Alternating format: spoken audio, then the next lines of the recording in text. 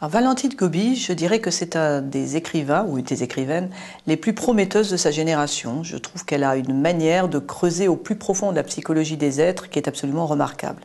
Et c'est le cas de son dernier roman où il s'agit de deux destins de femmes à vraiment beaucoup d'années de distance. Ces deux femmes sont en situation de rupture amoureuse. La première, Madame Caillot, vous vous rappelez de ce fait divers, Madame Caillot est allée assassiner le directeur du Figaro qui tous les jours faisait des articles extrêmement compromettants concernant son mari qui était le président du Conseil. Et Valentine Gobi, elle s'est intéressée au pourquoi et à la vie de cette femme.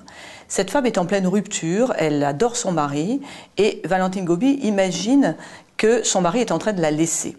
Donc cette femme va tout faire pour récupérer son mari. L'autre femme est une femme contemporaine, elle est aussi en rupture amoureuse, elle sent qu'elle n'aime plus son mari, mais que peut-être son mari ne l'aime pas non plus, que leur couple est en train de se creuser, le fossé se creuse. La première, Madame Caillot, elle n'accepte pas que son mari la laisse, elle est prête à tout.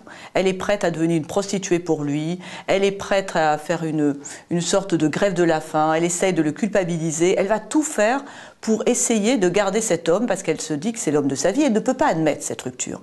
L'autre femme contemporaine, et c'est très intéressant de voir quand même la différence peut-être de l'attitude des femmes qui sentent que finalement leur mari leur échappe, elle, c'est une rupture radicale. Et elle va décider de ne plus rentrer chez elle. Elle va pas revenir de vacances, elle va rester avec sa petite fille et errer dans les rues, aller d'un hôtel à l'autre, faire peur à son mari, mais dans sa tête, il n'est pas pensable qu'elle retourne avec son mari.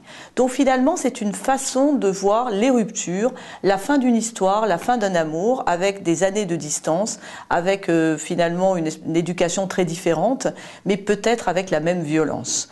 Et je trouve ces destins croisés là aussi absolument magnifiques, d'autant plus que l'auteur finalement termine un chapitre au milieu d'une phrase en commençant le chapitre d'après qui parle de l'autre femme, en continuant la phrase pour montrer au fond que toutes ces ruptures c'est universel, mais que les femmes ne réagissent pas forcément de la même manière. C'est un livre absolument magnifique dans son écriture et dans sa composition.